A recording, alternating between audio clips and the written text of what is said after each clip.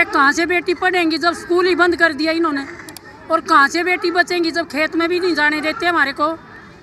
नौकरी करते हैं वहाँ रेप के लिए उठाते हैं, स्कूल खेलने जाती हैं लड़कियाँ वहाँ रेप के लिए उठाते हैं, और खेतों में जाते हैं वहाँ रेप के लिए उठाते हैं। ये क्या तमाशा बना रखा, पहले तो देश को लूट के खा लिया, अब इज्जत को लूट रहे हैं बार बार। ब्रजभूषण को बिठा रखा है सरकार ने, संदीप खेल मंत्री को हरियाणा में बिठा रखा है सरकार ने। एक महिला विधवा और जिसके 4 बच्चे, उनकी 5-5 हज़ार रुपया इनकम दिखा दी, और ठीक कराने जाओ बार बार चक्कर लगाते रहो अटल केंद्रों के। वो कैसे कहाँ से बेटी पढ़ रही है, कहाँ से बेटी बच रही है, हम आपके माध्यम से मोदी को पूछना चाहते हैं। अगर आपने धरातल का नहीं पता तो कानून बनाने का कैसे पता लग गया। जैसे कि mid day meal, mother group, ASHA worker, anganwadi और बेरोजगार महिलाएं अपने हकों की लड़ाई के लिए हर समय सड़क पर रहती हैं। से सख्त कार्रवाई, बुलडोजर चलाते हैं लोगों के घरों पर।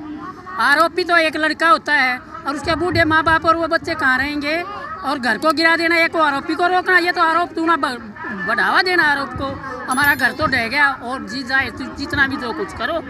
हम नहीं चाहते इस गुलामी को, हम अपना हक चाहते हैं, हम अपना जीवन यापन करना चाहते हैं। जैसा भारत था हमारा वैसा ही भारत हो। इसको तरीका है क्या? मणिपुर में नंगी औरतें की घुमाई हैं, ये डबल इंजन की सरकार है वहाँ, ये कोई तरीका है क्या? जंतर मंतर पे आप आज आना पड़ा, क्या कारण है कि आप जंतर मंतर आप आए हैं और कहाँ से आप? हम जिला सोनीपत से आए हैं, और हमारे आने का मतलब हम अखिल भारतीय जनवादी महिला समिति से हैं। मैं जिला अध्यक्ष हूँ अपनी जनवादी महिला समिति सोनीपत की। हम इसलिए आए हैं, ये सरकार ने जुमला बना रखा है पूरी दुनिया का, पूरी मतलब इंडिया का गोल मोड़ बना करके कभी इधर कभी उधर चक्कर कटाती है। बोलती है बेटी पढ़ाओ बेटी बचाओ। अरे कहाँ से बेटी पढ़ेंगी जब स्कूल ही बंद कर दिया इन्होंने, और कहाँ से बेटी बचेंगी जब खेत में भी नहीं जाने देते हमारे को। नौकरी करते हैं वहाँ रेप के लिए उठाते हैं, स्कूल खेलने जाती हैं लड़कियाँ वहाँ रेप के लिए उठाते हैं, और खेतों में जाते हैं वहाँ रेप के लिए उठाते हैं। ये क्या तमाशा बना रखा, पहले तो देश को लूट के खा लिया, अब इज्जत को लूट रहे हैं बार बार। तो हम इतने तंग आ गए, बेटियों के रोज़ के मसले, रोज़ हमारे पास केस आते हैं। अभी ताज़ा हमला है सोनीपत का, एक महिला खेत में गई हुई थी और अपना चारा काट रही थी, महिला को वहीं से उठा लिया 3 लड़कों ने, और जबकि वो 50 साल की महिला है। हाँ, उसको उठा लिया और 3 किले से वो चिल्लाती रही, 3 किले धान के खेत में कैसे घसीट के लेके गए। उनको दया धर्म नहीं, उनको माँ बहन की पता नहीं कहाँ से उतर के आए हैं, कहाँ से पैदा हो रहे हैं। और वो जब उसका बेटा वहाँ पर आया है तो वो बची है औरत, नहीं तो उसको पता नहीं मारते या क्या करते। तो ये रोज़ की घटना, ये घटना इसलिए बढ़ गई। ब्रजभूषण को बिठा रखा है सरकार ने, संदीप खेल मंत्री को हरियाणा में बिठा रखा है सरकार ने। क्यों बिठा रखा है? अगर वो नहीं, उनका कुछ नहीं बिगड़ता तो ये दूसरे छोटे लोग हैं, जो गुंडे लोग हैं, वो समझते हैं हमारा क्या बिगड़ेगा। तो ये संरक्षण ऊपर से बढ़ा हुआ है, खुद सरकार निकम्मी है, इसलिए निकम्मों की तादाद बढ़ रही है। तो ये बेटी बढ़ाओ, एक तो ये बात, और दूसरी बात हमारी बुजुर्गों की पेंशन काट दी। भला तुम्हारा ट्रैक्टर है, तुम्हारा चाकी है, तुम्हारा टीवी है, ये को मतलब हुआ? ये पेंशन बुढ़ापा की बनाई थी, ना कि प्रॉपर्टी पर बनाई थी। प्रॉपर्टी का कोई इसमें मतलब ही नहीं था, ये तो बुढ़ापे के लिए बनाई थी ये पेंशन। अगर कोई बुजुर्ग हो गया उसको अपना पेंशन का सहारा मिल जाएगा, तो ये भी काट दी।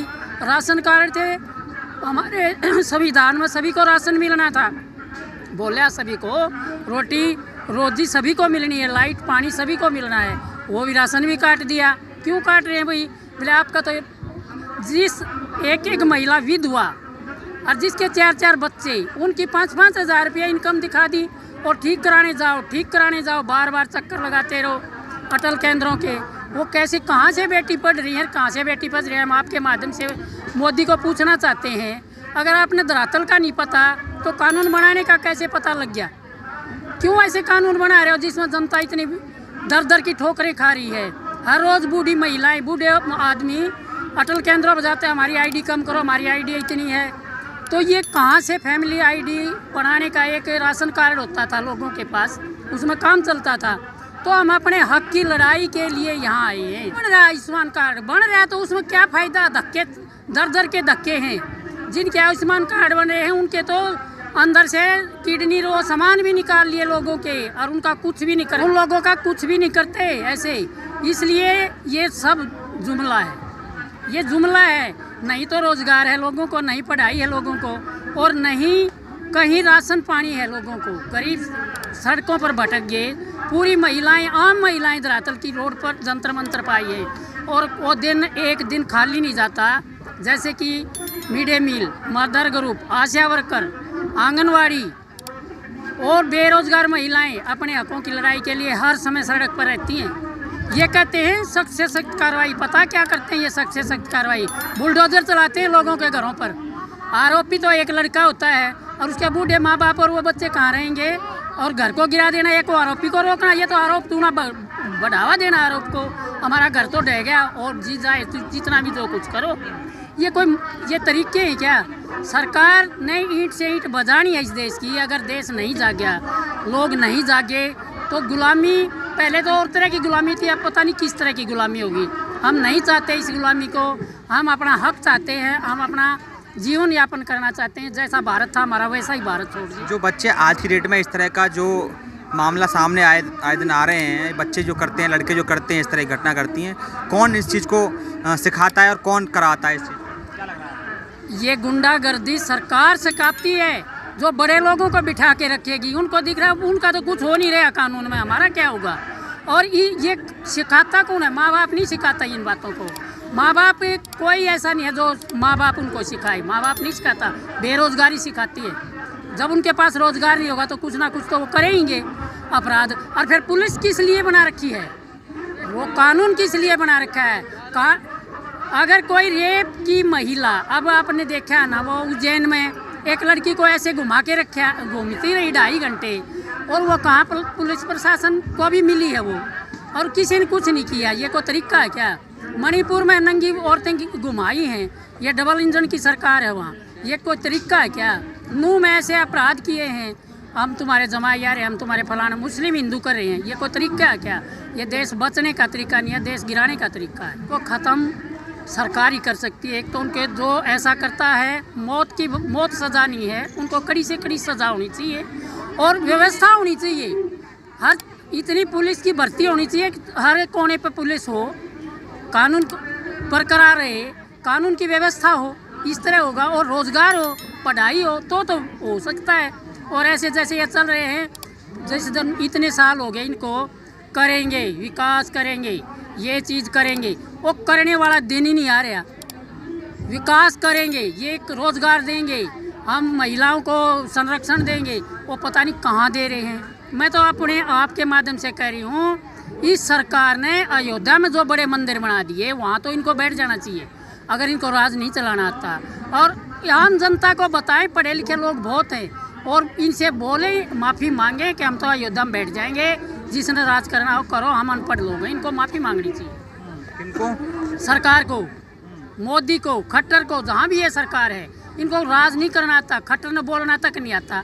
कोई आरोपी महिला गई तो बोले ये तो ऑनरेबल केस वो लगा रहे हैं आरोप। अरे एक महिला के साथ, एक खिलाड़ी महिला के साथ ऐसा हो रहा है, और वो बोल रहे हैं ऑनरेबल केस है, 1 मिनट लगी उसकी। तो ये कोई तरीका नहीं है। हम इन सरकार को बिल्कुल नहीं मानते। अरे 24 में इस सरकार को पूरा पता ही लग जाएगा कि हमारे साथ क्या हुआ और हमने जनता के साथ क्या। बड़ी तंग होके आई हैं, ऐसे नहीं आया जाता। कहाँ जींद है, कहाँ कैथल है, कहाँ हमारा वो हरियाणा में कितनी दूर से हम सुबह निकले 6 बजे, 2 दिन से तैयारियां करके। ये महिलाएं पागल थोड़ी हैं ऐसे यहाँ जंतर मंतर पाना।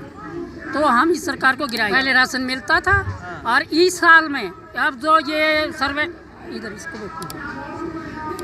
पता नहीं कहाँ से सर्वे किया, ये राशन बराबर कटने लग रहा है।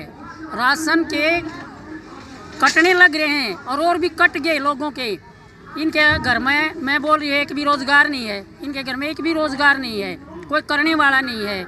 ये इसका हस्बैंड, 3-4 बच्चे, मकान कच्चा, इनके कहाँ से प्रॉपर्टी होगी जो इनका राशन कार्ड काट दिया? ये बताओ। इतनी सारी बुजुर्ग हैं, उनकी पेंशन काट दी, उनके पास क्या, उनको क्या देखा कि इसलिए काटी? उनको कोई पूछने वाला हो? कोई इनको पूछ ही नहीं रहा, अपनी मनमर्जी चला रहे हैं। हाँ पहले था, पहले बुढ़ापा पेंशन इसलिए बांधी थी कि सभी को मिलेगी 60 साल के ऊपर को। अरे 60 साल के क्या, 75 साल की भी काट दी। ऐसा कर रहे हैं।